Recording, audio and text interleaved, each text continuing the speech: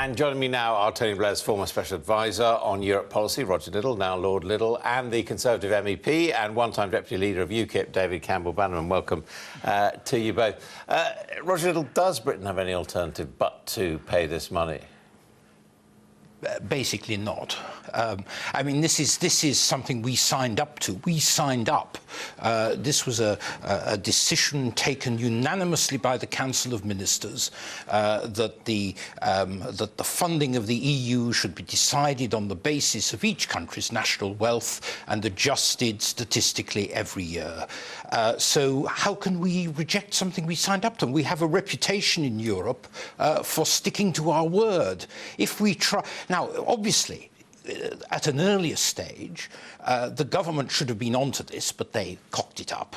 They should have been onto it, and they should have tried to question whether the figures were right. They should have talked about the timescale for the repayment. But the fact is, this is an artificial row of David Cameron's making, and it shows that Britain's future in the European Union is not safe in David Cameron's hands. David Cameron, what do you say? Well, I think that's ridiculous. I mean, Mark Rutte, the Dutch Prime Minister, was equally surprised. We've got a situation where Greece is paying Germany, for heaven's sake.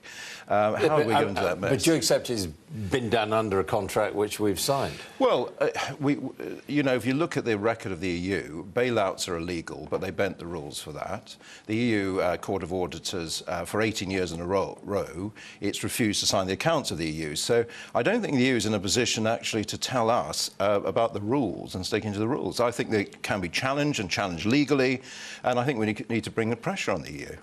I mean, it does seem very unfair. I mean, it's a very large amount of money. It's a very large amount of money, and I think, you know, the Commission probably behaved insensitively. But look, no British official, no British minister had gone to them and said, look, this is a real problem for us. That is a real failing of engagement of this government in the European Union. The problem we have is they're not there, they're not in the act. Tony Blair would never have allowed this sort of thing to happen. Of course, you're pretty relaxed about that from your Tony Blair gave away our bailout. He gave away £7 billion. He certainly didn't. What he did was negotiate a fair arrangement which enabled us to support enlargement. But when you mention the bailout, what the European Finance Commissioner told Sky News today is that, look, the bailout is actually, or the rebate or the cheque, whatever you want to call it, is calculated in the same way. So that if we were to renege on this particular bailout, we'd lose that. Yeah. Well, I just think, I mean, the Prime Minister's right. It's a huge amount of money. It's a huge increase out of nowhere, it seemed. I mean, these are provisional figures. The deadline is really, I think, the sticking point. It's 6 weeks from now. I think that is totally unacceptable, and we have to look at this. I mean, the EU is a bloated organisation. We try and fight the budget. This is the Prime Minister, the only Prime Minister who actually cut the budget. But we need to do more, and I think we can persuade, hopefully, a bit of common sense to come into this. I mean, it is true, for example, if you look at the convergence criteria, that France consistently runs a higher deficit than it should as a member of the Eurozone. It seems some countries do manage to break the rules. Well, but this is a law that we signed up for. Yeah, but France signed up to not have a deficit above 3%. Yes, but look, Britain is a country that in Europe is known for sticking to its word. Are we going to say that what is our position going to be if the French break some important rule of the single market, if we just say we can break whatever rule we like?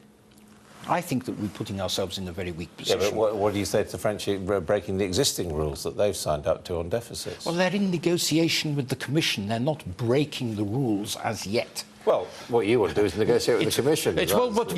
We should have negotiated with the Commission on this a lot earlier, and it's our failure of engagement that has resulted in this problem. We've engaged, in a sense, our statisticians have provided figures, but only now have we actually seen their calculations, and I think these are unacceptable. It's a huge hike in our net contribution, 20%, when one-fifth. The ONS did these recalculations in May, they pointed out that this would affect our level of contribution to the EU. Yes, and what did the Treasury do? What did George Osborne do? He did absolutely nothing. And now David Cameron turns round and blames the European Commission. I mean, you're not a fan of the European Union, I think it's fair to say that. But do you accept the principle that if you join a club, you abide by its rules? Well, I think you have to act legally, but you can mount a legal challenge. You can put pressure to see sense. I mean, why don't we cut the budget? I mean, we have a lot of waste in the EU. But I suspect the real sticking point for you is the principle of a union is that when you are doing better than the others, you help the others out. And that's the principle that is effectively being applied here, which, again, was something we agreed to, but you don't like very much. Well, I mean, obviously the British economy has done a lot better than the Eurozone, which has been a disaster, and you're looking at deflation. But these are historic figures going back to 95. And as I say, we've only just seen the result of this. There's been a bit of calculation. What I do find extraordinary is now we've added in drugs and prostitution and illegal cigarette sales into these figures. I mean, this is almost farcical. Is it the black economy that's making this pit?